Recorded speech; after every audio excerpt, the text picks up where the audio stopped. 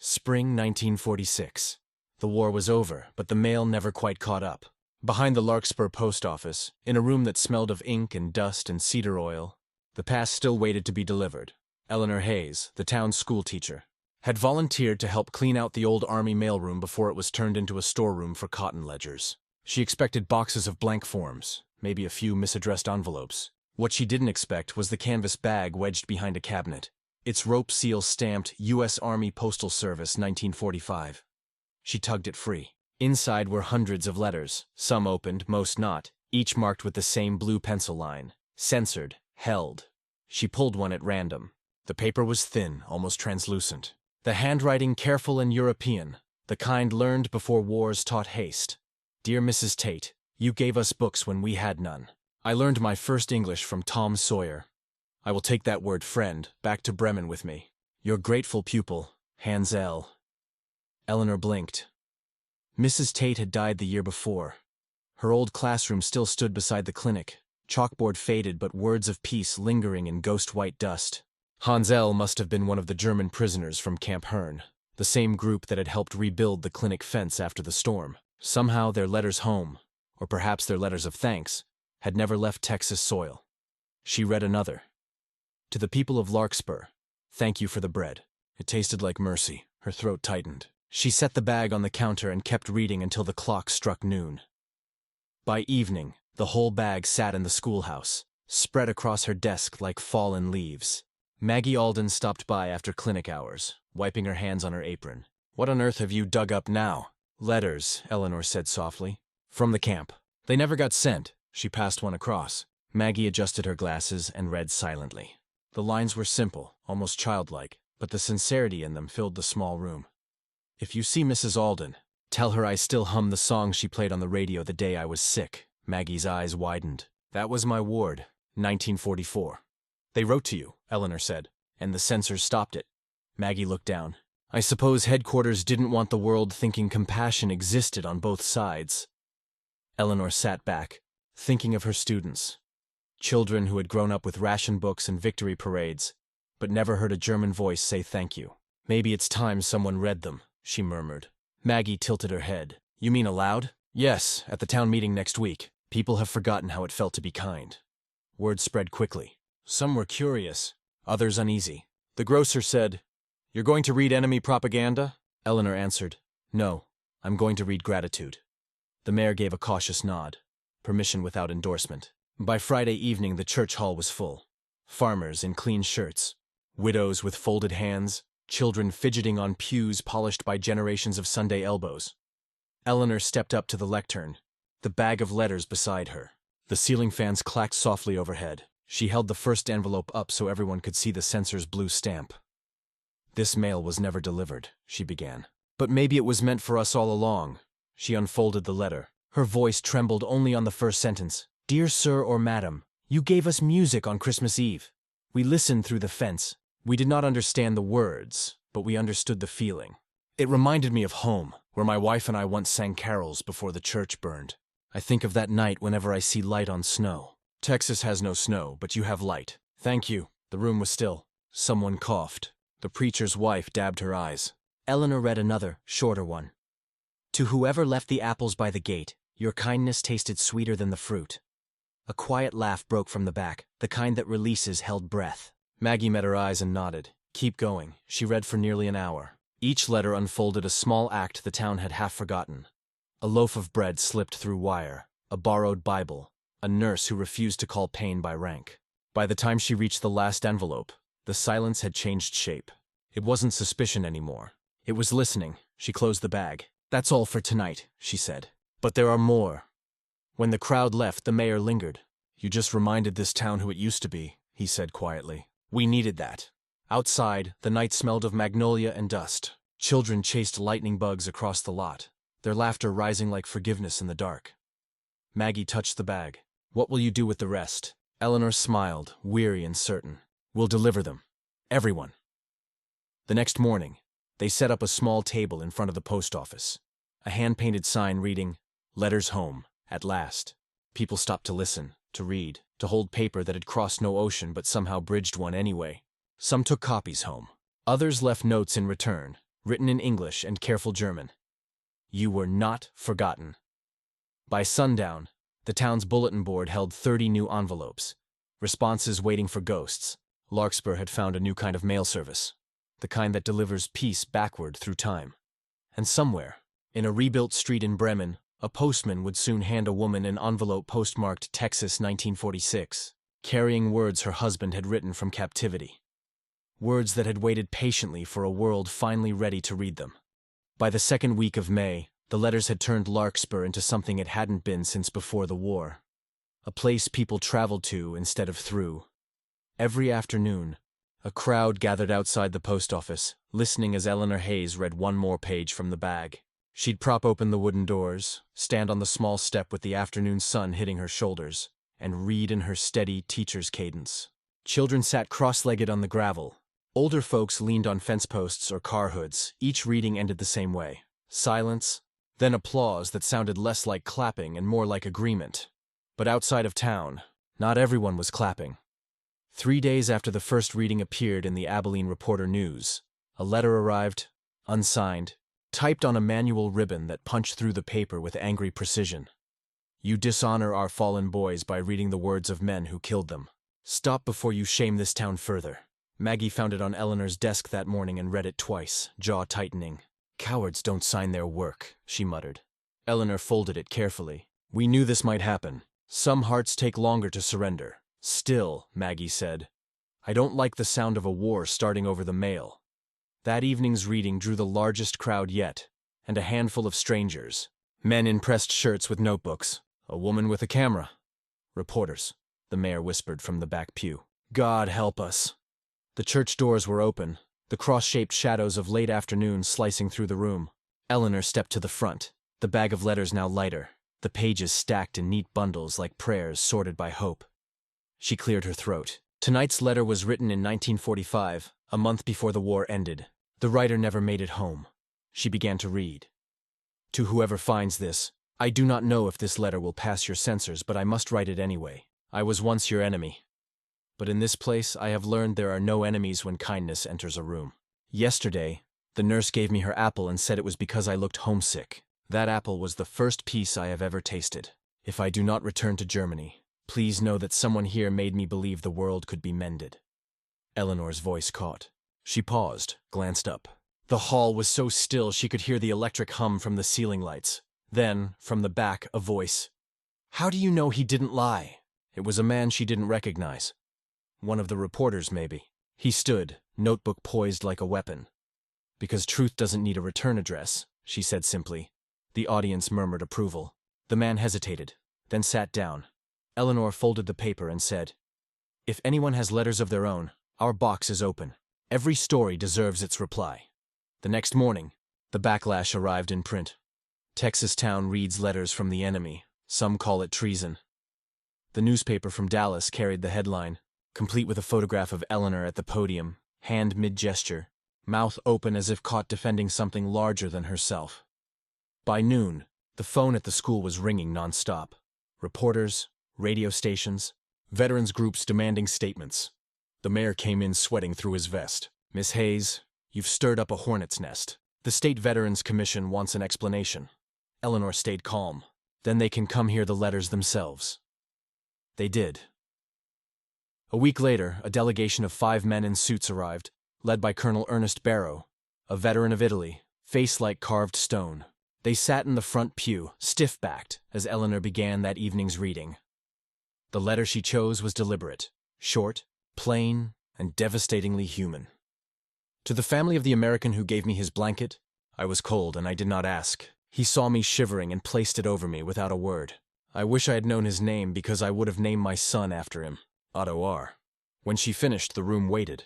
Colonel Barrow stood slowly. Ma'am, he said, his voice gravelly from too many cigarettes and too little sleep. That American soldier was my brother. He died in 1944 near Kassel. He always carried 2 blankets. The hall erupted in murmurs. Eleanor blinked, stunned. I believe you're right, he continued quietly. Some letters take a long road home. He sat down, and the rest of the delegation followed. No one spoke for a long while after. Within days, the national story shifted tone. The Dallas Morning Herald printed a new headline. Letters of Mercy. Texas teacher. Reminds nation humanity survived the war. Veterans groups began sending their own letters. Not of protest, but thanks. One man wrote, "Those words healed something I didn't know still hurt." By June, the letters had become a movement. Eleanor and Maggie turned the old school annex into a reading room. Whitewashed walls, a big table in the center, and a sign above the door. The Peace Library. Children sorted envelopes by date. Widows brought photographs of sons lost overseas, pairing them with letters from POWs who might have faced them on opposite sides of a river. The library filled with quiet murmurs, the sound of grief learning to read again. One afternoon, a truck arrived from Houston. Inside were crates of donated books, histories, dictionaries, even blank journals. On top of one stack lay a sealed envelope marked, "From the families of American POWs. Thank you for remembering ours." Maggie opened it and found a single sheet. "When you read those letters, you remind us that mercy is also a weapon. It just kills hate instead." Still, not everyone could let go. One night, as Eleanor locked up the library, she found the front door splashed with tar. Black streaks running like tears down the white paint. Maggie arrived minutes later, furious. "I'll call the sheriff." Eleanor shook her head. "No, let's clean it ourselves." They scrubbed for hours, hands raw, until the white showed again. Under the lamplight, the streaks looked faintly silver, scars that caught the glow instead of hiding it. When they finished, Maggie leaned against the doorframe, breathless. "You think it's worth it?" Eleanor looked at the glimmering lines. "Yes," she said, "because light needs something to cling to." By late summer, visitors came from across Texas. Soldiers, teachers, pastors, even strangers just passing through. They left messages pinned to the notice board. "We thought we were alone. My brother would have loved this place. Peace looks good on you. Larkspur." And at the heart of it all, the letters kept coming. One September morning, the postmaster, the same man who once refused to handle enemy mail, carried in a small package from Bremen. The handwriting was the same careful script as the originals. He handed it to Eleanor. "Looks like the other side's finally answering," he said. Inside was a stack of new pages. Fresh paper, same humility. "We have rebuilt our town. When I paint the schoolhouse, I remember the one you saved for us. Thank you for reading our words when no one else would." Eleanor passed the letter to Maggie, who read it aloud under the Peace Library's skylight. "This time," she said softly, "no one will stop the mail."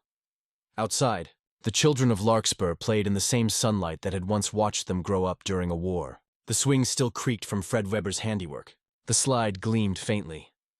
Eleanor watched them and whispered to Maggie, "Maybe words can build as much as wood." Maggie smiled. "Maybe that's how towns get rebuilt. One letter. One kindness at a time." The afternoon breeze lifted a sheet of paper from the reading table, carrying it toward the open door. Eleanor caught it just in time. It was the first letter she had ever read. Hans L's note to Mrs. Tate. She smiled, folded it gently, and set it beneath the words painted above the doorway. "Peace delivered." Winter 1947. Texas had learned to breathe again. The fields were green from early rain, the air smelled of cedar and smoke, and the train to Galveston arrived on time for the first season anyone could remember. Inside the Larkspur Peace Library, the stove hummed, the glass panes fogged with warmth. Rows of envelopes lined the wall like quiet witnesses. Each bore the same stamp, "Letters from Captivity. Delivered 1946. Eleanor Hayes sat at the central table, pen poised above a new sheet of stationery. The letter before her was half-written, the ink gone faint from hesitation. To Mrs. Lenz, Bremen. "I have read your husband's words aloud to our town. He thanked us for kindness we barely remembered offering. We send you his words now, and ours. We remember him." She paused, glancing out the frosted window. Outside, children ran past the church fence in winter coats, shouting over the north wind. The same playground Fred Weber had built a year earlier gleamed under frost, its swings stiff with ice. Maggie Alden entered carrying a pot of coffee and a stack of mail. "More from Germany," she said, setting the bundle down. "Mostly replies to the letters we sent last month. You've started an international correspondence bureau, you know?" Eleanor smiled. "We're just finishing what the war interrupted." One letter bore a return address in Bremen, written in the same neat hand that had once written "Dear Mrs. Tate." Maggie opened it carefully. "To Miss Hayes and the people of Larkspur. My father Hans still keeps your teacher's chalkboard note on his wall. the word friend written in white. When he received your letter, he cried for the first time since the war. He says to tell you that kindness has long legs. It walks farther than hate ever could. Eleanor leaned back in her chair, blinking fast. He was just a boy, she said softly. And now he's writing back. Maggie nodded. That's how peace grows old, by writing new hands into the story. That spring, the town council voted to make the Peace Library permanent. The mayor stood at the podium and read from the resolution. Dedicated to the letters that built a bridge where barbed wire once stood. The motion passed without dissent. To celebrate, Eleanor organized a small exhibition, photographs, translated pages, the original canvas bag, and a map showing where each letter had traveled once it finally left Texas. The post office clerk brought his teenage son to see it, pointing at the old army seal. I used to be scared of that bag, he admitted. Now, I think it was just waiting for the right hands. The Abilene Reporter-News covered the story under the headline, Letters of Peace Inspire Festival. A journalist asked Eleanor, "Why do you think these letters matter now that the war is over?" She smiled. Because peace without memory isn't peace. It's just silence. The first day of Letters Festival was set for June 1st, 1947. The women of the town hung banners across Main Street. Veterans volunteered to paint benches. Maggie organized a health tent for visitors. The preacher's choir rehearsed hymns in both English and German, carefully, respectfully, with voices that cracked sometimes from emotion rather than pitch. And for the first time since anyone could remember, Larkspur expected visitors from overseas. The ship SS Meridian docked in Galveston the week before the festival. Among its passengers was a man with silver hair and a briefcase full of envelopes. His name was Hans Lenz, once the boy who'd written Dear Mrs. Tate. He stepped off the train into Texas sunlight and paused, hat in hand. The air smelled the same, dry, sweet, impossible to forget. A car waited for him, a borrowed pickup driven by Fred Weber, who waved from behind the wheel. Welcome back to Texas, Fred said in careful German. Hans grinned.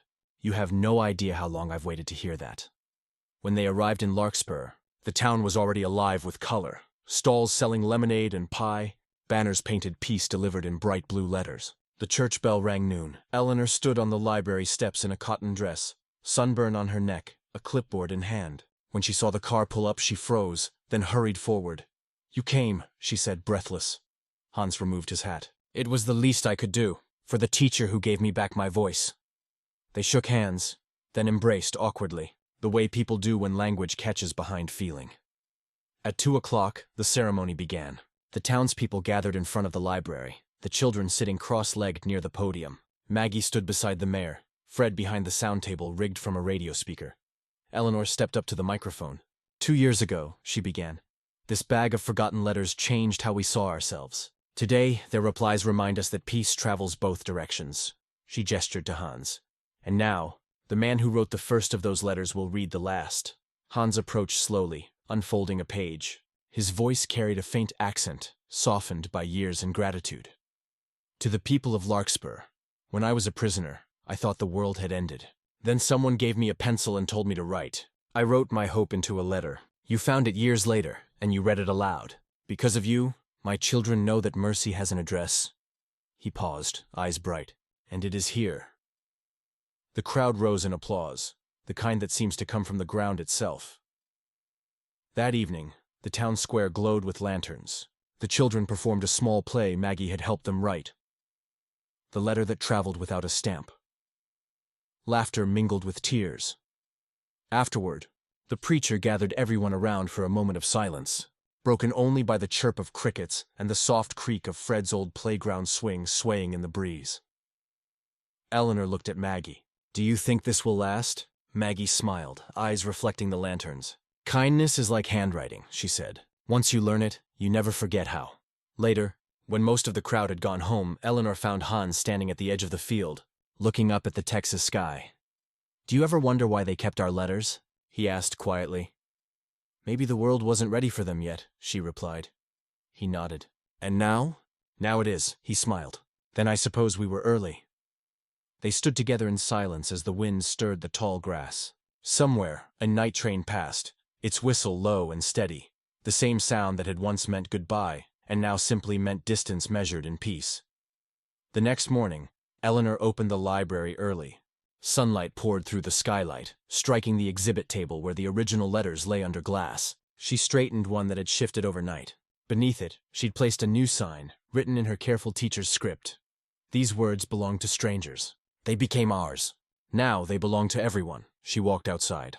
The street was quiet, except for a boy delivering newspapers and the soft squeak of the playground swings. Fred was already there, repairing a bolt. Maggie waved from across the street, coffee in hand. Eleanor smiled and called out, "Mail's going out early today." Fred laughed. "Good. There's a lot of world left to write to." Years later, people would still talk about that festival, the year the letters came home. They'd say that after 1947, Larkspur changed for good. The children grew up and moved away, but they took the story with them. Some joined the Peace Corps, some became teachers, some just wrote more letters. And each June 1st, wherever they were, someone would hang a banner that read "Peace Delivered," and someone would sit down to write to a stranger. In 1964, long after Eleanor had retired and Maggie had closed the clinic, the Larkspur School District renamed the library building. The new sign read, "The Hayes Alden Peace Center, founded on letters that outlived war." Inside, under glass, the original canvas mailbag still rested, stitched, faded, but intact. Next to it, a small bronze plaque read, "Discovered April 1946, delivered to the world thereafter." Beneath the plaque, a small envelope lay open. It contained only one sheet of paper, the ink browned with time. "Dear friends in Texas, if kindness is a letter, may it never be marked return to sender." Outside, children's laughter echoed from the playground, the same notes carried by new generations. The letters had done what bullets could not. They had made strangers into neighbors. And in the heart of Texas, where barbed wire once divided and words now connected, the wind whispered through the pecan trees like a postman still making his rounds, carrying peace from door to door, year after year, never running out of addresses.